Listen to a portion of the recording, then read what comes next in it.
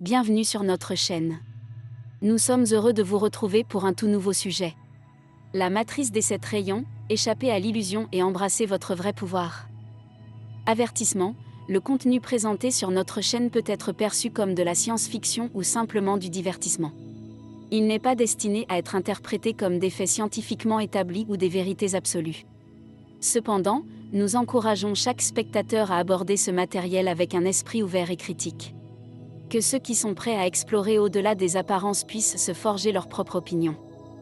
Pour une meilleure compréhension et intégration, n'hésitez pas à activer les sous-titres dans vos paramètres. Avez-vous déjà ressenti une connexion particulière avec certaines couleurs ou nombres? Et si ces intuitions étaient liées à un concept ancien qui pourrait transformer votre compréhension de vous-même et de l'univers? Embarquez pour un voyage fascinant à travers le temps à la découverte des 7 rayons de pouvoir, qui sont la clé pour déverrouiller votre potentiel caché. Les 7 rayons ne sont pas une invention moderne. Leurs racines plongent profondément dans l'histoire de l'humanité. Regardons l'apport des traditions indiennes.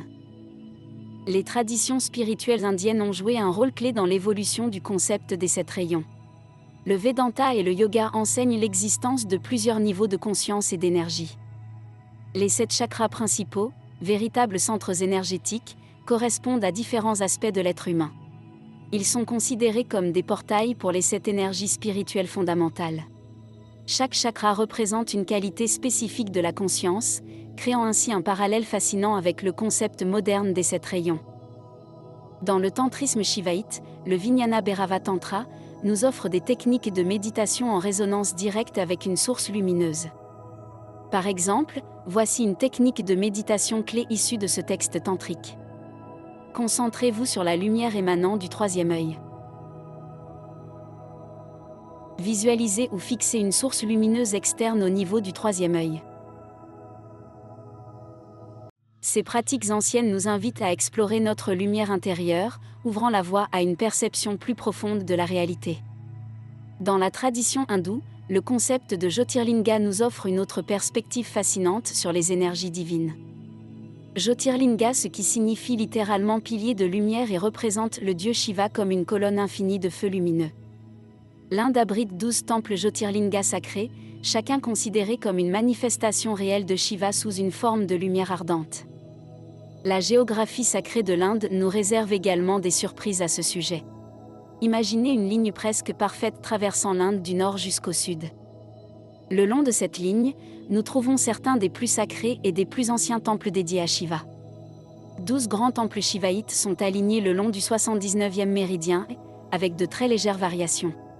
Ils sont situés de Kedarnath dans l'Himalaya jusqu'à Rameswaram sur la côte sud, couvrant presque toute la longueur de l'Inde. Il s'agit des Jyotirlingas et des temples régionaux importants, tous dédiés à Shiva. Certains représentent un des 5 éléments, comme le temple de Tiruvannamalai, associé à l'élément feu, situé au pied de la montagne sacrée d'Arunachala. Les 7 autres temples pourraient faire référence de façon symbolique aux 7 rayons divins ou qualités essentielles de Shiva. Cet alignement soulève des questions fascinantes. Est-ce le fruit du hasard ou d'une planification délibérée de nos ancêtres de l'Inde antique? Y a-t-il un lien entre cet alignement géographique et les énergies cosmiques que nous avons explorées? Vous pouvez visiter par vous-même par exemple le temple de Kedarnath, niché dans l'Himalaya, considéré comme l'une des demeures de Shiva. Le temple de Chidambaram est célèbre pour son sanctuaire d'Akasha, ce qui signifie l'éther, symbolisant l'espace cosmique.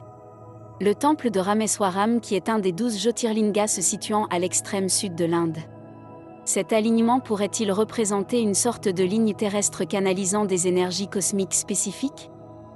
Les anciens voyaient-ils la Terre elle-même comme un prisme, fractionnant et distribuant l'énergie divine?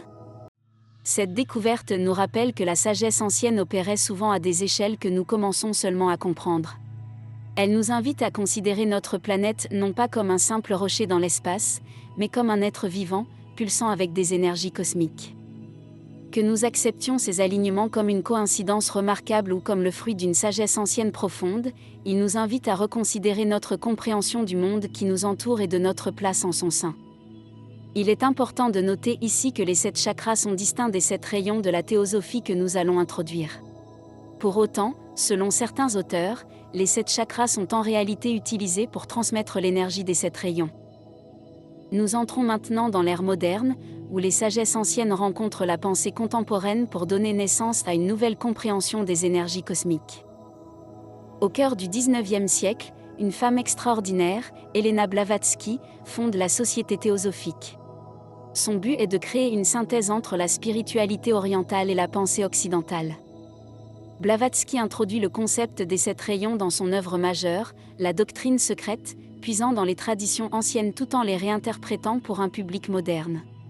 Voici comment Blavatsky a contribué au développement de cette science spirituelle. Elle introduit et présente les 7 rayons comme force cosmique fondamentale. Elle associe les rayons avec des couleurs et des qualités spécifiques. Elle intègre des concepts orientaux dans un cadre occidental. Annie Besant, successeur de Blavatsky à la tête de la Société théosophique, approfondit le concept des 7 rayons.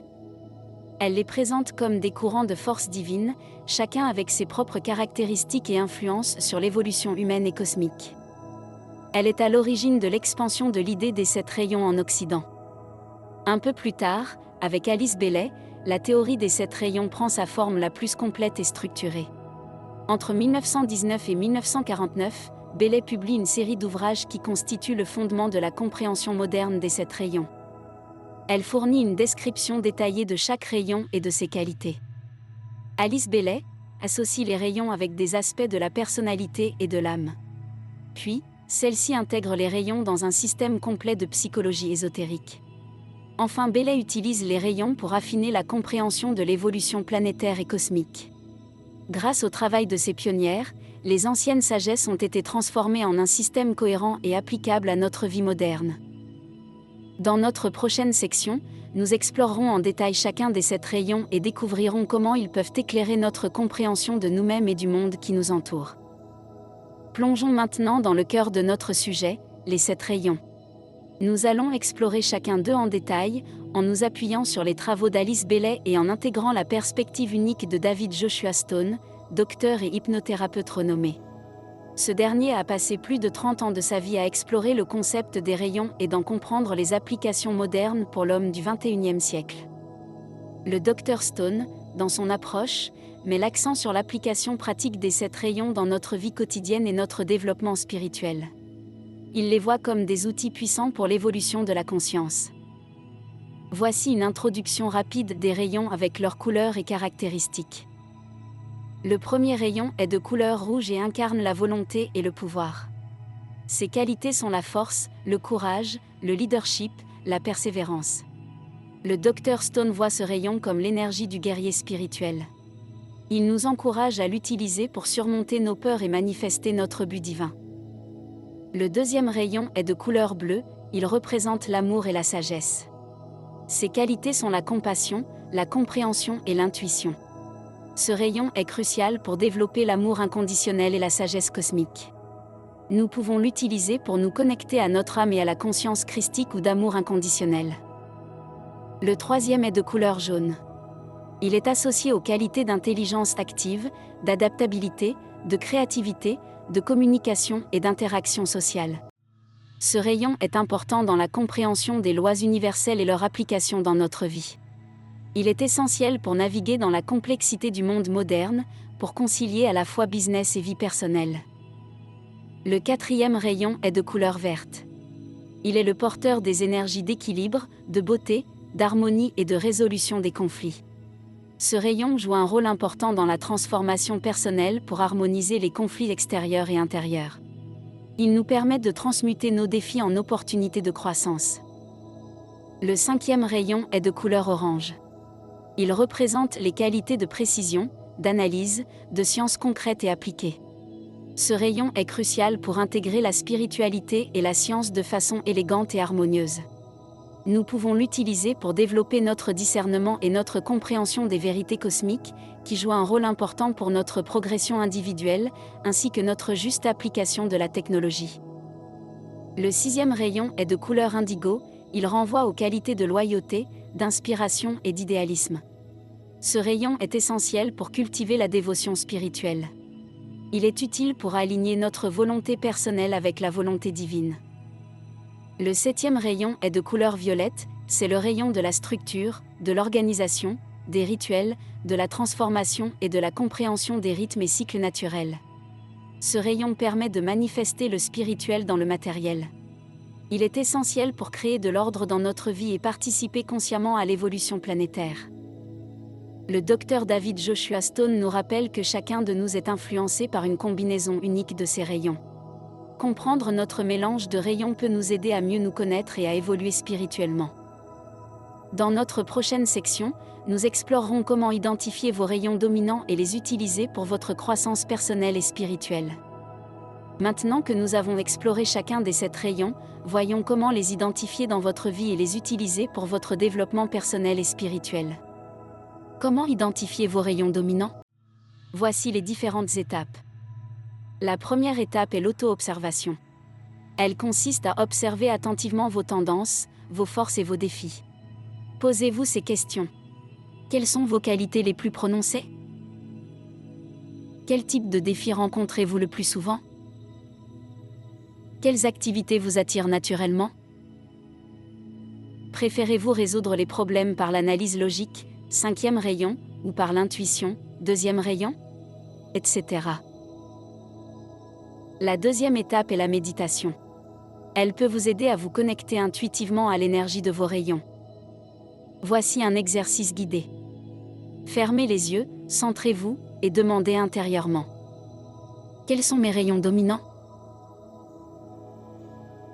Observez les images, sensations ou pensées qui en émergent. Une fois que vous avez une idée de vos rayons dominants, vous pouvez les utiliser consciemment pour votre croissance. La troisième étape est de développer vos forces. Pour cela, identifiez les qualités positives de vos rayons dominants et cherchez à les cultiver davantage. Par exemple, si vous avez un fort 3e rayon, aussi appelé intelligence active, vous pourriez exceller dans la résolution de problèmes. Cherchez des opportunités pour utiliser cette capacité dans votre vie professionnelle et personnelle. La 4e étape est de savoir comment transformer vos défis et obstacles grâce aux rayons. Chaque rayon a aussi ses défis.